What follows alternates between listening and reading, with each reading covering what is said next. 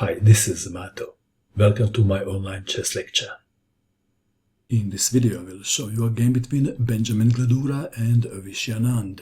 This is a game from Tradewise Gibraltar tournament played in 2016. Benjamin Gledura had white pieces and he started with d4.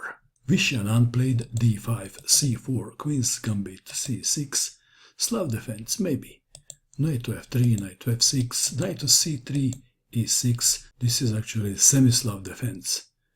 e3, the quiet variation, knight from b to d7, queen to c2, bishop to d6, bishop to d3, and both players castled kingside, black to move.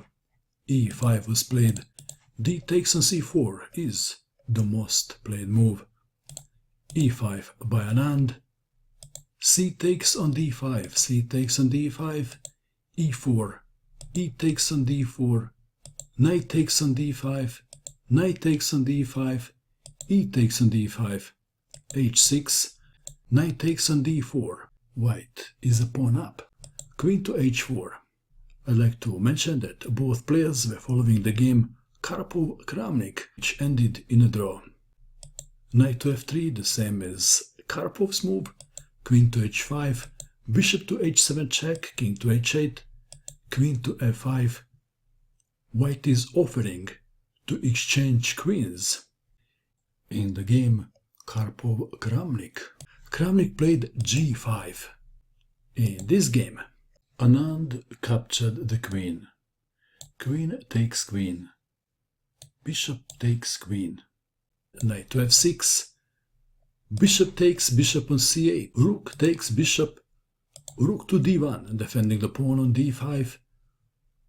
Rook to d8. Bishop to e3. Bishop to e7. White has a passed pawn, but it must depart with it. d6 is actually the best move. d6. Rook takes on d6. Rook takes on d6. Bishop takes on d6. Rook to d1. Bishop to c7. It is white to move. The position is about equal. So we have reached that famous endgame, Gledura Anand. And let's see how Gledura rose up to the challenge and defeated the Super GM and former world champion, Viswanathan Anand. First, king to f1. In the endgame, kings must be centralized. a6, black wants to move the rook, so a6 is a sensible move. h3, preventing knight to g4. King to g8, b3, rook to d8, rook takes on d8, bishop takes on d8, king to e2, black to move. This is very important moment of the game. Viswanathan played a casual move, h5, perhaps intending g6, preventing g4. Better move was knight to d5, attacking the bishop. h5 was played. So what's wrong with this move? Gledura played bishop to g5, pinning the knight. King to f8, king to d3, king to e8, white to move. How would you continue now? There is an important decision to be made. Bishop takes on f6 was played. Bishop takes on f6. It says somewhere in a book that bishop is stronger than a knight if there are pawns on both sides of the board. Is that true? It may be true. But this position is a bit different. Why?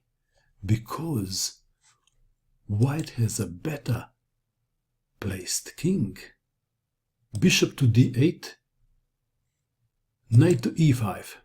If king to d8, perhaps bishop to b6 attacking the pawn on f2. We have knight to e5, king to e7. Again, if now bishop to b6, f3, and after king to e7, king to d5.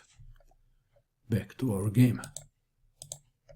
After knight to e5, king to e7, king to d5. White king is much better placed. bishop to b6, knight to d3, king to d7. Another important moment of the game. How would you continue in this position if you had white pieces? Gledura played knight to c5 check. Black to move. Bishop takes on c5. If king goes to c8, then knight to e4. This is just one line to show you what would happen. And after king to d8, then knight to d6, forking two pawns. And let's go back. What if bishop to c7 in this position? Well, again, knight to d6, and this is check. And after bishop takes on d6, king takes on d6, and white is winning, even after king to d8.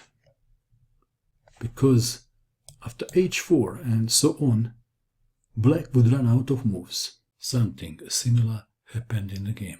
Back to our game. After check we have bishop takes on c5, king takes on c5. Gledura was cleverly exchanging one advantage for another. King to c7, preventing king to b6 by white. h4. Like I said, white is waiting for black to run out of moves. King to d7. Okay, what about keeping the king where it is and play something like f6? Then king to d5. And after king to d7, f3, intending g4. Let's say b6, g4. H takes on g4, f takes on g4. Something like b5, h5, and then again black king must choose which way to go. If king goes to e7, then b4, king goes back, king to c5, king to c7, a3, Zugzwang. And what now? King to b7, king to d6, king to b6, king to e6, king to c6, king to f7, king to d6, king takes on g7. And white is winning. Back to our game.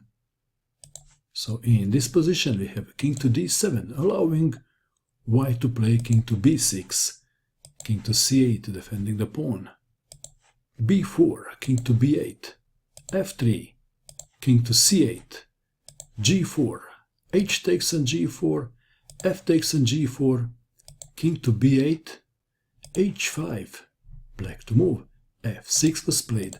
If instead something like king to c8, then g5, and after king to b8, h6, creating a pass pawn. Back to our game.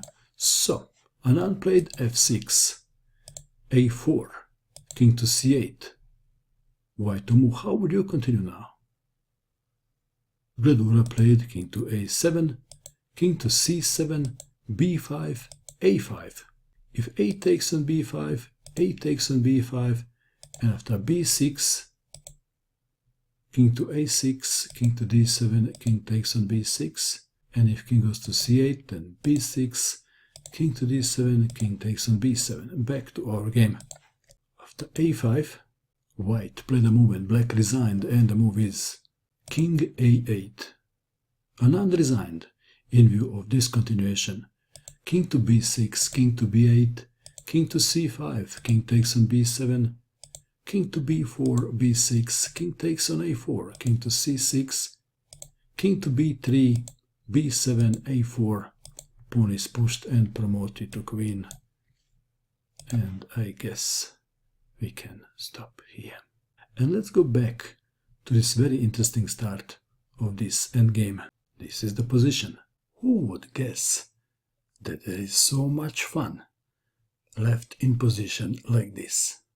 What do you think of this game? And that is all. I hope that you enjoyed watching this video. I wish you good luck with your chess, and bye for now.